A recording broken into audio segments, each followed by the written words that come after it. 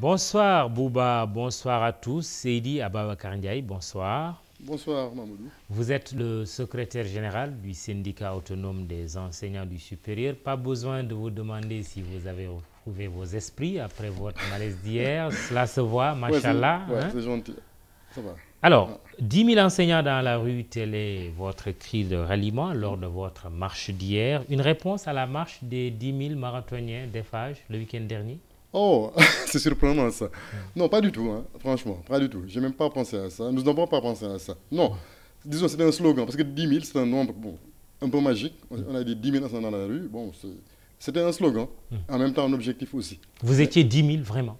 Bon, je n'ai pas compté, mais je sais que, pour être franc, le chef d'organisation a dit qu'il comptait à peu près 10 ou 14 par an et qu'il est arrivé vers 5 000. Et il y a un autre qui disait non, il y avait bien plus que ça par rangée.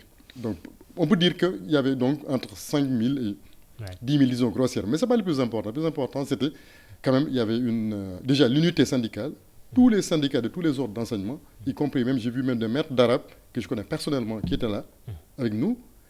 Et donc tous les ordres d'enseignement. Et je crois que cette union-là, c'est ça qui est important en fait.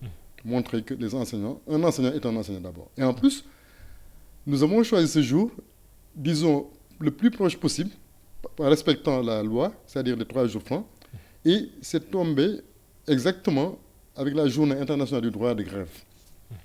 C'est extraordinaire. Bon, voilà.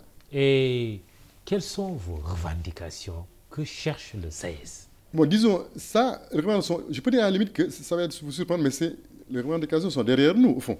En fait, nous revendiquons, si vous voulez, on a une seule revendication maintenant, c'est que le gouvernement respecte les accords signés le 16 mars 2015, c'est tout. On pourrait s'en arrêter là. Oui, et les autres ordres d'enseignement, la même chose. Oui. Ne revendiquent rien de nouveau. Oui. Il faut que ce soit clair.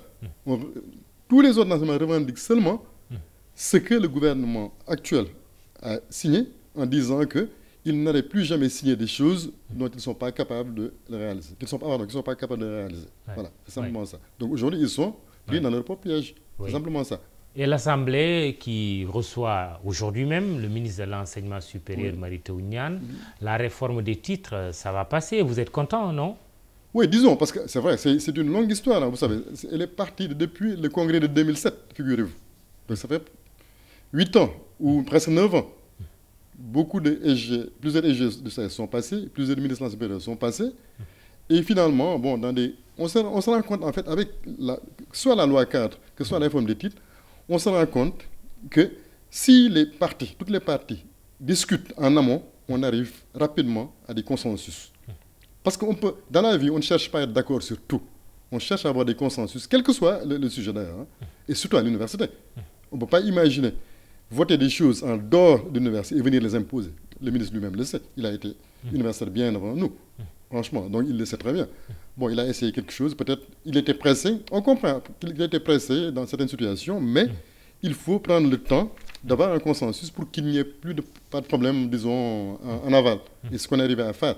Ça a été un peu difficile vers la fin, disons, avec l'impact financier, il faut le dire, parce que quand on est en conseil, comment ça veut dire, le comité technique, 12 novembre, les agents du ministre des Finances sont venus, ce sont des agents, excusez-moi du terme, des agents subalternes, qui se sont permis non seulement de venir sans l'impact financier, mais en plus se sont permis même de discuter des questions, des dispositions qu'ils ne maîtrisent même pas sur des points de droit.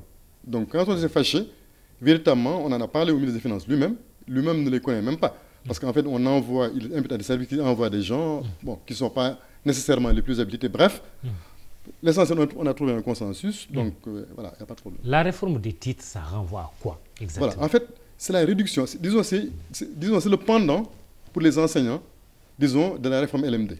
Vous savez, la réforme LMD, on s'était rendu, les Français, parce que nous, on est héritiers de tout, malheureusement, des Français, donc, y compris notre système éducatif, d'en bas jusqu'en haut. Donc, nous avons hérité des Français une multiplicité de diplômes. Par exemple, le DUS 1, le DUS 2 ou bien le DEC si on est dans des études générales. Ensuite, la licence, la maîtrise, le DEA, la thèse de docteur ingénieur des fois, la thèse de 3e cycle, la thèse d'État, la thèse de Tudikanti. Voilà. Et pendant le même temps, et depuis des siècles, les pays anglo-saxons n'ont jamais eu que 3 diplômes, qu'ils appellent des grades. C'est-à-dire, il y a ce qu'ils appellent le bachelor, c'est-à-dire Bac plus 3, ensuite ils ont le master Bac plus 5, et ensuite le doctorat Bac plus 8. Et les Français se sont rendus compte qu'en faisant une sorte de climatologie, disons, qu'en réalité, les plus grandes distinctions, le nombre de distinctions scientifiques élevées est du côté des anglo-saxons. Ils se sont rendus compte, donc on se fatigue dans le système francophone à chercher des diplômes.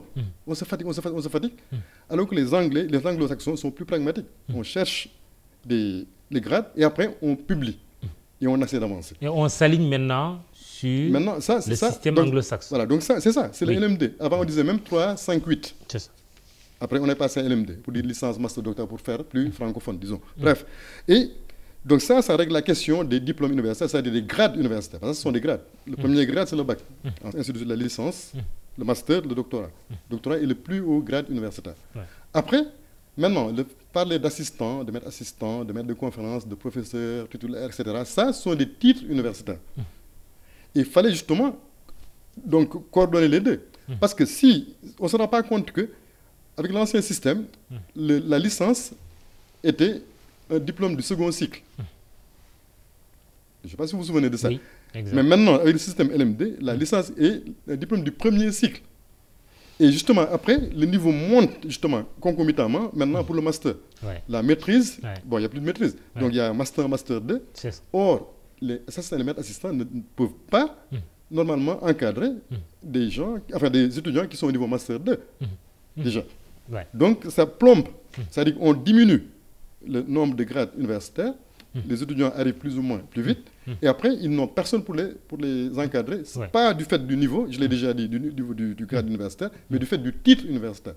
Et en France, nous, on singe la France. Donc, la France a enlevé cette histoire-là de plusieurs titres universitaires depuis au début des années, au milieu des années 80, quand moi je venais d'arriver en France, justement, pour faire ma thèse. Donc, nous, on a mis du temps, mais finalement, on l'a fait. Donc, maintenant, il y a la thèse unique, c'est vrai, c'est une très bonne chose déjà.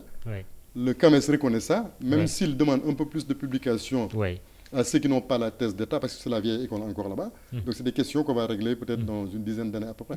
Alors, que reste-t-il maintenant de vos revendications? Bon, qui reste de nos revendications? Maintenant, disons, il y a des questions quand même de survie. Vous voyez hier, vous me taquiniez tout à l'heure. Bon, ce n'était pas dû à une surcharge de travail, c'est vrai. Mais la plupart des collègues ont des problèmes de surcharge de travail. Moi, je suis à l'ESP, bon, c'est vrai que j'ai des classes de 12 personnes par... C'est tranquille, je dois être franc.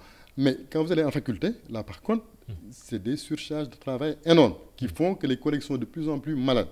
Et justement, puisque les universités ne payent pas les structures hospitalières, les collègues sont renvoyés avec leur famille.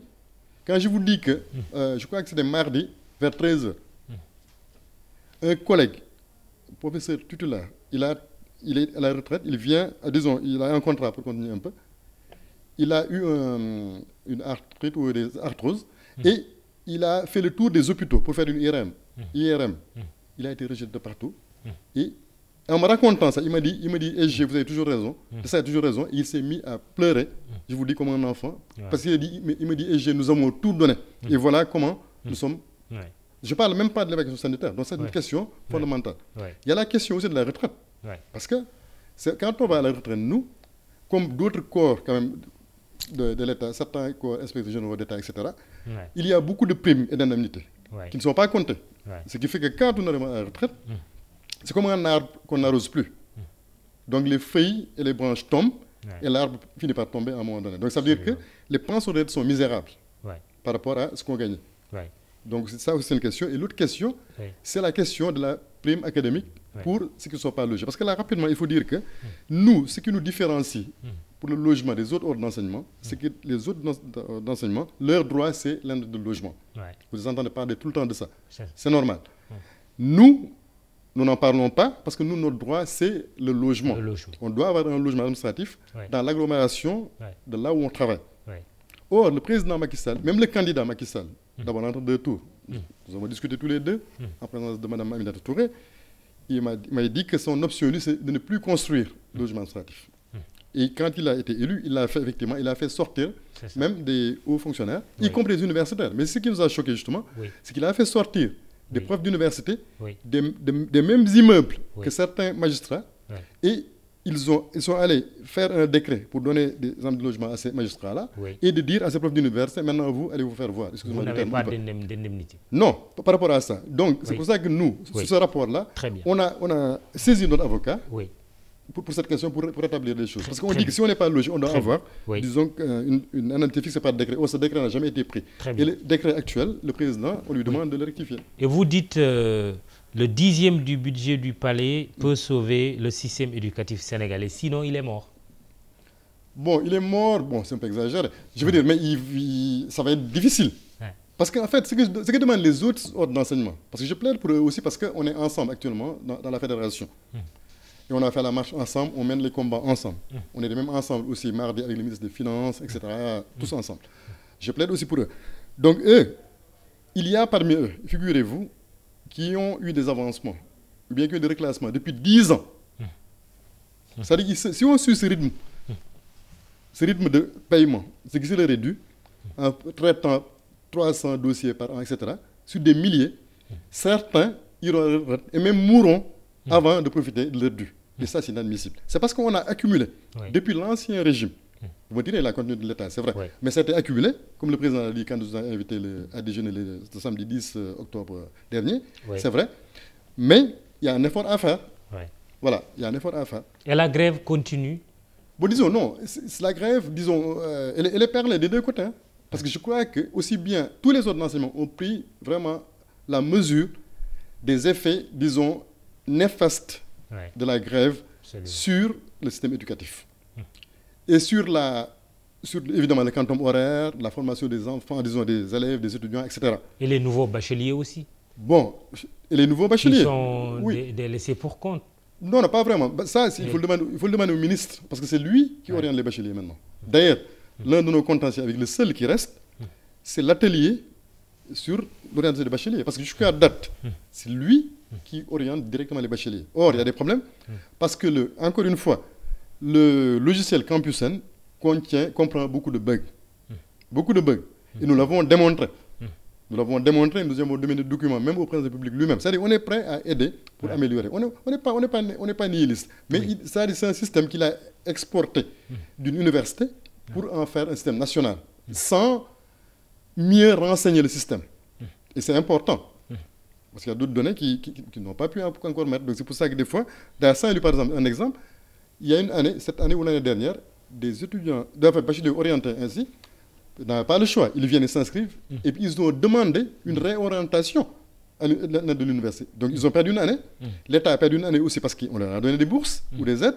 Ça aussi c'est un investissement. Donc il faut qu'on évite certaines précipitations. Très bien. Que pouvez-vous dire de manière précise sur votre mot d'ordre? Vous le levez ou vous le Non, non, ce n'est pas une histoire de lever. Oui. C'est-à-dire nous sommes couverts pendant un préavis. Donc on peut aller en mouvement quand on veut. Très bien. Voilà, simplement ça. Actuellement, Oui. on avait pris 48 heures, donc hier Oui. et aujourd'hui, Oui. pour un peu aller avec les autres ordres d'enseignement et pouvoir faire notre mouvement. Demain, il y a des AG de campus, Oui. dans les 5 campus, et ce sont les AG qui sont souveraines. Les Ils vont. choses remontent vers nous, Très on bien. fait la synthèse, on analyse à la lumière des développements qu'il y a eu, Oui. et prendre un autre mot d'ordre, ou bien Très bien. attendre un petit peu, etc. Bon. Très bien. Autre sujet, êtes-vous insensible à la décision du président de la République de respecter l'avis du Conseil constitutionnel sur la réduction de son mandat? Non, ce n'est pas sa décision. Il a dit cela. Il dit avoir suivi la décision du Conseil. C'est Oui, pas la il même a chose. décidé donc de suivre. Oui, il a décidé de suivre. Oui. Que pensez-vous de cette décision? Ben, je veux dire, si ça aurait été moi, Ouais. pour moi, ce n'est pas une décision. C'est un avis. Il a consulté, de mon point de vue. Oui, le fait qu'il Voilà. décide, lui, de se conformer à Il a cet consulté. avis. Moi, ce qui me dérange surtout, quand j'ai lu son adresse, Oui. c'est quand il dit que l'article 92 m'y oblige. Ça veut dire que, est-ce que ça veut dire qu'avant d'avoir fait cette promesse-là, il n'avait pas connaissance de cet article? Si c'est le cas, c'est grave. Ah oui, pourquoi Ah oui, c'est grave? Bah, parce qu'il aurait dû savoir que cet article l'aurait obligé. Et que le Conseil constitutionnel ne fait que dire le droit. Et Et, c'est que une- c'est écrit que c'est un mandat de 7 ans. Il a juré pour un mandat de 7 ans. Donc c'est évident. Donc je veux dire que, bon, en tout cas, moi, ça me dérange. Moi, je serais été personnellement, moi, en tant que président. Et puis en plus, il avait dit à un moment donné que j'ai décidé de le faire et je le ferai un point, un trait. Il a même demandé à ses amis de se taire. Donc à partir de là, moi, j'étais convaincu que le président, quel que soit l'avis du Conseil constitutionnel, va dire, je demande votre avis, mais je prends sur moi la décision de respecter ma parole, parce qu'il en a dit partout dans le monde, il a été félicité partout dans le monde, ça aurait été une première. Et je crois qu'il a l'occasion vraiment de rentrer dans le panthéon de l'histoire politique du monde, je dis bien, pour avoir été le premier président au monde à avoir réduit de son propre gré son mandat. Il a raté une occasion et c'est dommage. Le référendum, c'est le 20 mars, vous irez voter? Non, c'est inutile, justement. Ce référendum-là, il est inutile à partir de ce moment-là. Et il est aussi pernicieux parce que quand même, on a souvenance quand même du président Wade qui est parti. Parce qu'après, autant il peut dire effectivement que le Conseil a dit que donc, le mandat ne s'applique pas, la réduction ne s'applique pas au mandat en cours, mais en même temps, après, on peut dire aussi à la fin, à un moment donné, qu'en réalité, donc, le mandat là, puisqu'on sera dans l'emprise, sous l'emprise, disons, de la nouvelle constitution, qui a été les modifications acceptées, que donc le mandat de 7 ans ne comptait pas. Et on va faire 2 autres mandats de 5 ans, ça fait quoi, 17 ans? Vous voyez, c'est dangereux. Et je trouve que cet argent qu'ils doivent mettre, justement, en plus, on est à 2-3 ans. Donc, ils ont le temps de repousser le référendum et de mettre ces milliards-là pour un peu soulager justement les enseignants dans ce qu'ils sont en train de faire. Vous êtes enseignant justement, c'est pour cela qu'on vous invite. Voilà. Certains de vos collègues disent, mais on respecte l'avis du Conseil constitutionnel, mais on fait fi de l'arrêt de la Cour suprême sur l'affaire des maîtres des élèves maîtres. Justement, vous reprenez la même revendication? Surtout que le président lui-même, il est allé soutenir à Tivaouane, je me souviens très bien, quand il fallait inaugurer un bloc scientifique et technique, je me souviens très bien, il a soutenu le ministre. De l'éducation. Oui, après que la Cour suprême a rendu son arrêt. Et vous dites quoi?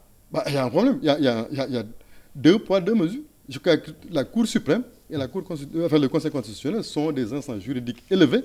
Et une fois que le droit est dit, le droit est dit. Et le président gardien de la Constitution devrait être le premier à s'en tenir précisément à ces décisions-là. Il s'en est tenu à la décision du Conseil constitutionnel. Il aurait dû faire la même chose. Très bien. Voilà. Seydi Ababacar Ndiaye, secrétaire général du SAES, c'était notre invité ce soir. Bouba, c'est fini. Excellent week-end. Je vous retrouve lundi, Inch'Allah. Bonsoir.